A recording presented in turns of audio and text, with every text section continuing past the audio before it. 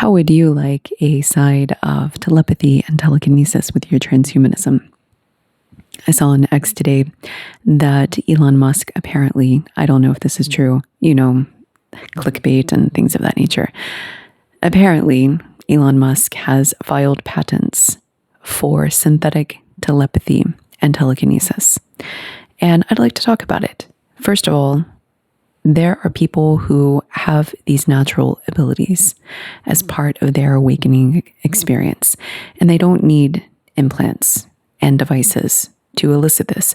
It seems to be almost this latent ability. I, for one, have had telepathy, although I've turned it off, and others I've seen on TikTok seem to be delving into the telekinesis arts. And although it's relatively rare and fringe, there is evidence that DARPA, for example, has been researching these very things for decades, and in tandem with the CIA, or not in a collaboration. I'm not saying that, I don't know that, but there have been at least two organizations in our side of the world that have been actively funding and researching these abilities. And then with the telepathy tapes, and I haven't listened or seen this, I'm just hearing and watching other people's opinions, they are very, very convinced that indeed this seems to be a latent human gift.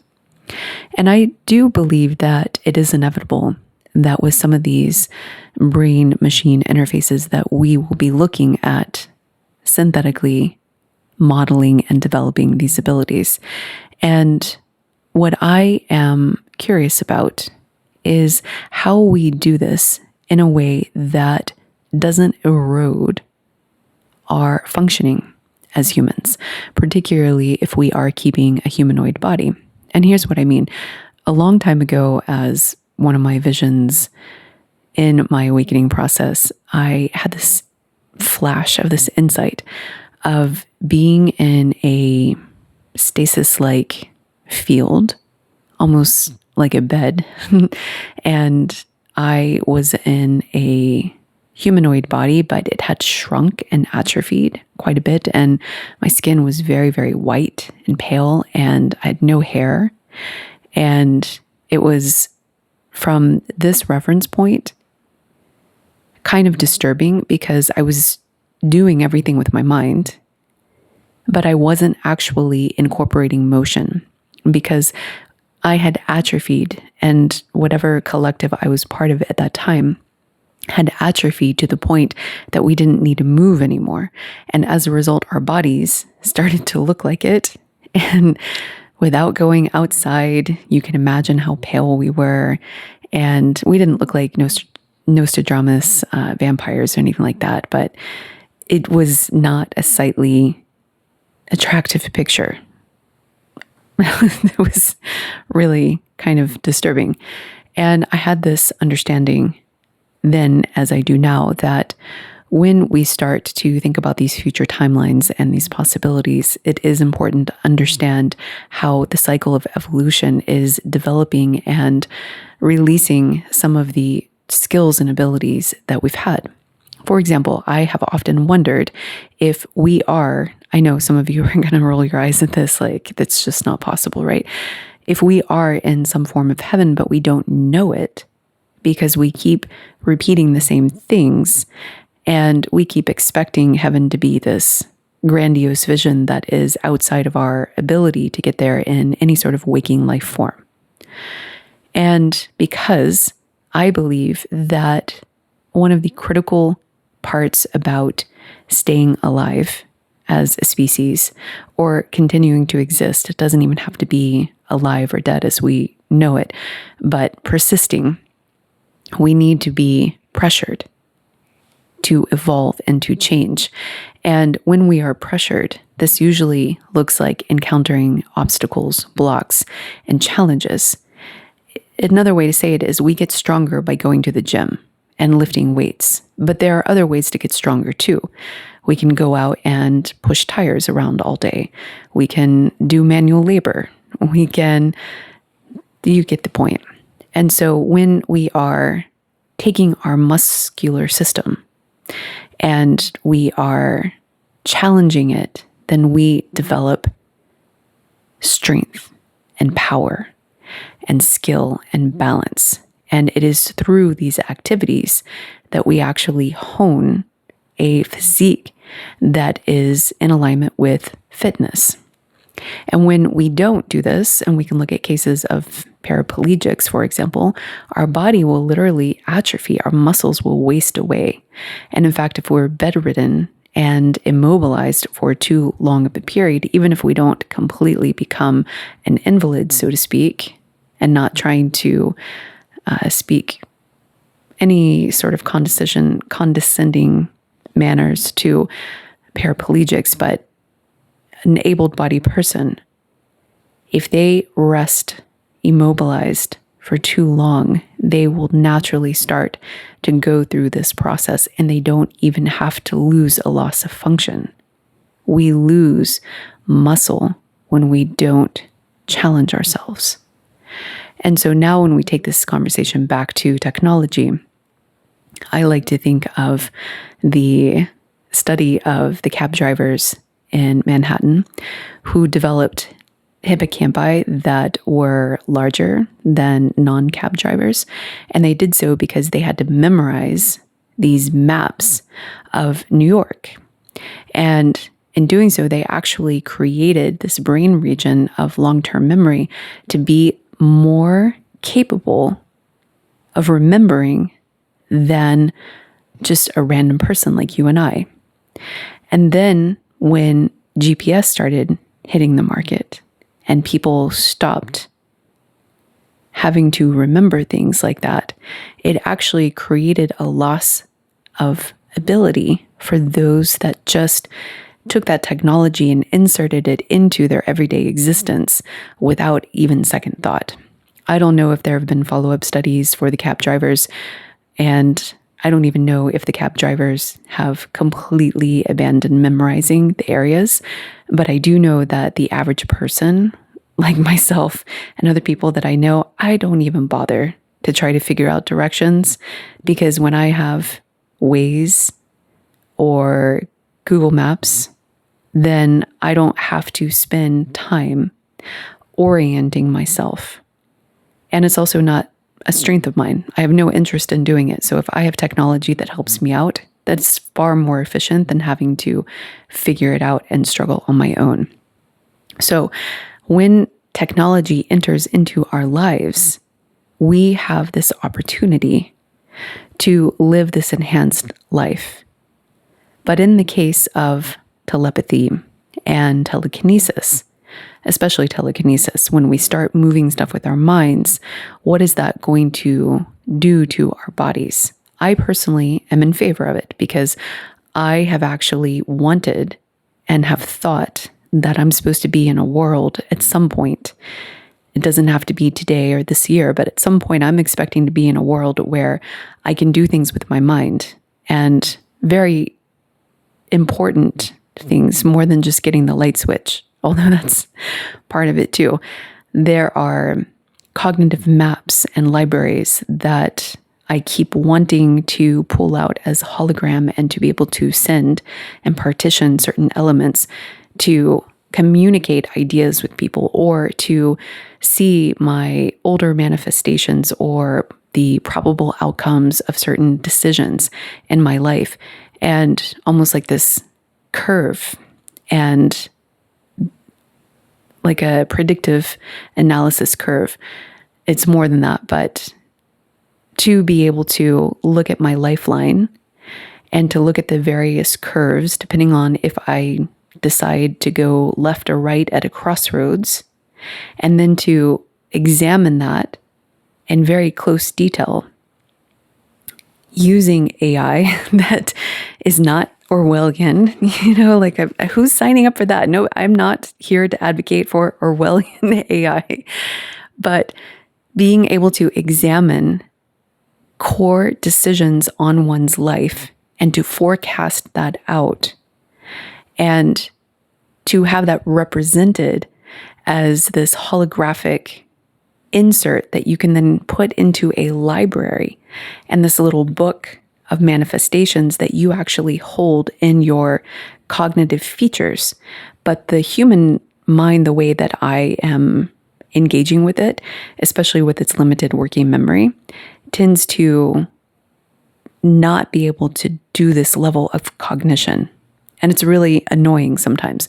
So that's part of this telekinesis package, in addition to being able to adjust controls of vehicles. And somebody on X was saying that, imagine using your mind to turn on your windshield wipers. It is kind of exactly like that, where you can move the vehicle, you can move yourself in this, wherever you're trying to go, in a way that is seamless with your intention and your desire. But if we are not careful, then the negative drawbacks are that it can become so reliant, or we can become so reliant on the technology and so integrated with it that then we don't actually continue to challenge ourselves. And maybe this is just part of the process of understanding what it means to evolve and to exist, because there are many people that do continue with their fitness and their health journey, even though they sit all day either in an office or at a computer or at some other stationary position. They will actually recognize that their body needs to move and that their health improves when they do so. And so they challenge themselves to get out there and to do exactly that. And so it could be that this is just one of those forks of adaptation for us to take ownership of what it means to really harness the power of our existence, including the obstacles and the milestones that we challenge ourselves with in order to keep our fitness. And I don't just mean the physical fitness, but I mean our fitness of survival as a species. A long time ago, I had this episode that some of my viewers will remember, but I've taken it down since then. It's was this little mini series that I did of Are There Dentists in Heaven? And essentially it frames this concept that without challenges and problems, A, we would be bored, and B, we wouldn't survive, because we would over time lose our evolutionary fitness, and we would become so weakened and almost like an invalid, if you will, that any passing blowing wind or maelstrom of events would take us out. And so part of being in a driver's seat of our creation abilities is by understanding what our path of evolution is, and to be thoughtful and very, very conscious about where certain technology integrations are taking us. And by the way, the moving vehicles and driving them with your mind and your conscious intent is not a new concept. When I first had a flash of this, I was not aware of Dr. Stephen Greer's findings. And apparently, there are some UFO, UAP vehicles that are driven by the consciousness and the mind and the thought of the driver. I don't know much more beyond that. I find that to be in alignment with my expectations of some parallel worlds. But what I find interesting is that if we take that principle that your consciousness could be the ignition key, we then can start to understand what some of these perhaps stargates really are, which is you walk through what appears to be stones in a half circle in the middle of the desert, in the middle of nowhere, let's just say. I'm just making this part up. And if your consciousness is holding a certain frequency, then when you walk through, you might walk through to an entirely different world. But if you don't have that frequency, then you walk through what looks like this decoration out in the middle of nowhere. And so when your consciousness can hold a key, and I'm not saying that stargates work like that, this is just a example. My understanding is that the Stargate technology is heavily guarded, and there have been some whistleblower testimonies that have talked about how military installations are posted there and guarding them, but I don't have firsthand, secondhand, or even whispers of knowledge of how they work. But what it reminds me of is how certain objects in space and time will react differently, almost like talismans, to people holding them. And almost as though the frequency and the vibration of that individual actually changes the interaction with that form, with that technology, or with that key, so to speak. And strangely, it reminds me, although I don't know if this is directly applicable, but when I was thinking about this episode of my meditation before recording it, this detail jumped out at me. And then this random detail in this book that I read called A Quest for Love. And this is a very heavy book. I don't recommend reading it if you want to sleep well at night. It is a first-hand victim's account of what it was like to be sold into, let's just say, slavery as a child, and the worst kind of slavery that you can imagine that I can't say here or I will get this shadow banned. And apparently, in her experience, she was paired up with one of the most powerful families out there, substantiating perhaps the rumors that others have been saying that, where are the children? Like, what's going on with their children? Well, she was one of those. And she was being trained and primed to go and be a human spy, effectively, and to be posted with politicians. And she was placed initially with a German politician. And there was a series of tunnels where at first she was saying that she was, pretending to be his niece, when he was out, and he would, say, oh, this is my niece, so-and-so. But she said something about this time where, and I don't remember if it was with that politician or on the way to the ceremony, where she would end up getting kicked out of this cult. And they went under a series of tunnels through a portal. And out of everything in the book, because she only talks about this once, this is a detail that comes back to me, that there is a first-hand account of somebody going through a portal, and not just a theoretical. And of course, if you believe her as a credible witness, and I've seen interviews with her, I happen to believe her. I can see how she talks through her memories, and I'm somebody that talks to a lot of people in various states of processing trauma, and I can tell that she is a survivor. That's how my perceptual experience receives her.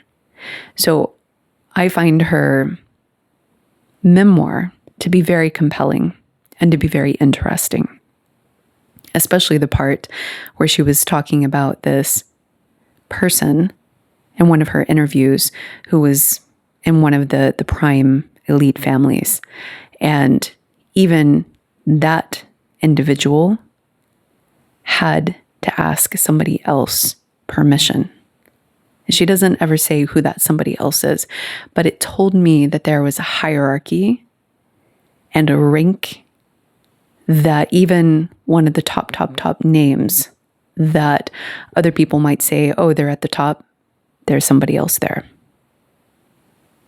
And they're designing some of these programs to ensure that the people in power are in their pocket And the way they do this is through children and through other means. A quest for love. And apparently through tunnels, which other people have talked about as well. And potentially also portals with portal technology. And again, I go back to this resistance that I'm facing often on my channels, on X, and also here on my YouTube channel, which is the very notion of talking about some of these topics is very challenging for many ears. It triggers this button inside the brain that just defaults to the limbic system, no,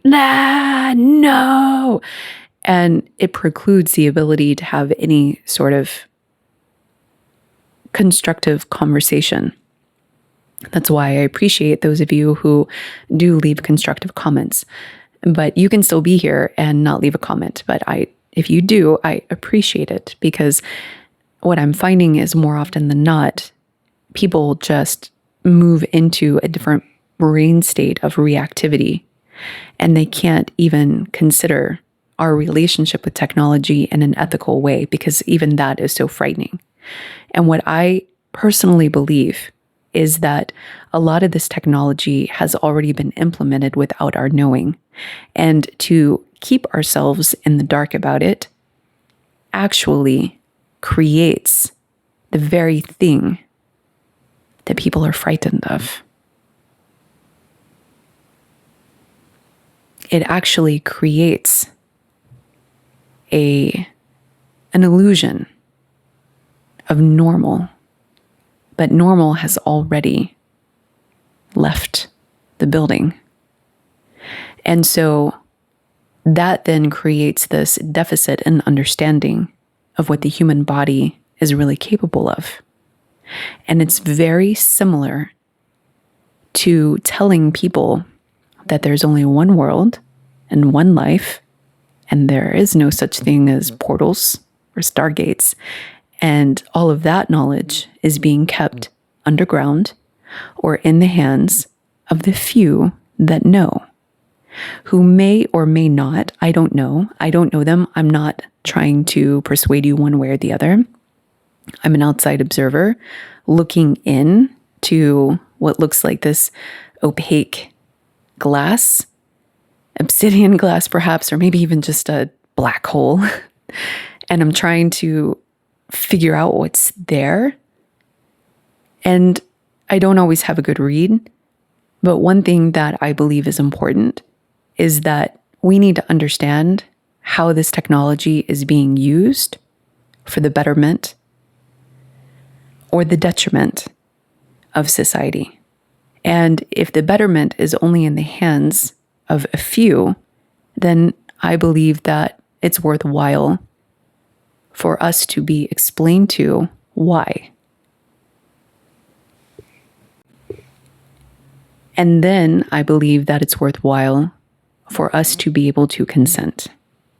And without even the acknowledgement of that existence, how could we possibly give consent? And that's where I believe that karmic laws of retribution and justice and all of the things that would make sense if people were actually being held hostage against their will in what I like to affectionately call a bitch world or a side world with dilapidated structures and infrastructure where people are eating each other, and it's cannibalism and it's grim and famines and all of, that's, I'm not consenting to that reality. And if anybody is going to impose that reality on me, they are going to have to answer to somebody. And I'm not going to tell them who that is, but they will figure it out when it's already too late. And so if we are collectively sharing space and time and illusions and creationism and destructionism, then we need to understand what the actual capabilities are, which is why I am in favor of selective disclosure,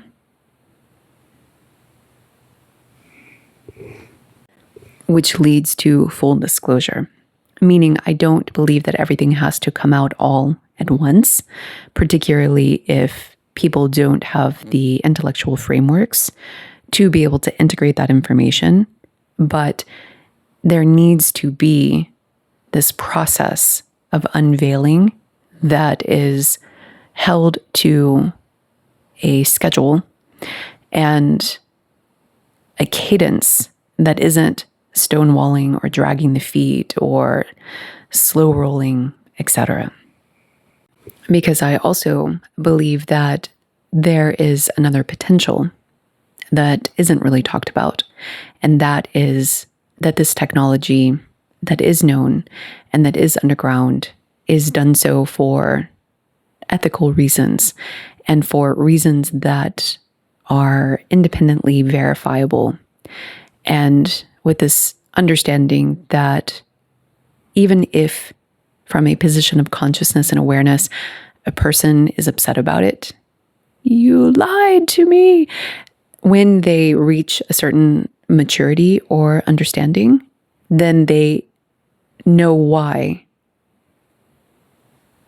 And they get to this place where it is no longer an issue. For example, some parents will lie about things like the Easter Bunny or Santa Claus. And it's actually to give an experience to the child. And when the child gets a certain age, the parents often reveal it or the child finds out, right? Some children still carry trauma about it because they're like, you lied to me and created this illusion. Whereas other children are like, I understand. They can perspective take, I understand you were trying to give me an experience of magic and wonder and excitement around the holidays. And you were doing it because it was giving me something that, yes, it was manufactured, but it actually was creating positive, warm memories. That's the intention behind it, not to deceive necessarily.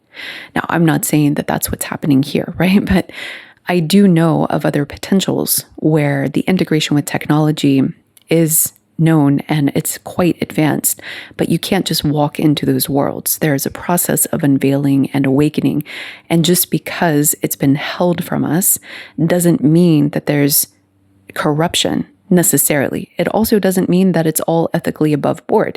It means that there is a reason and there's an order behind it, but that it's understandable and it's not something that is intended to suppress people, but it's intended to actually help them to digest the awakening journey to get to a world without their, that is so futuristic, that is so different from where they're used to, without their psyches breaking.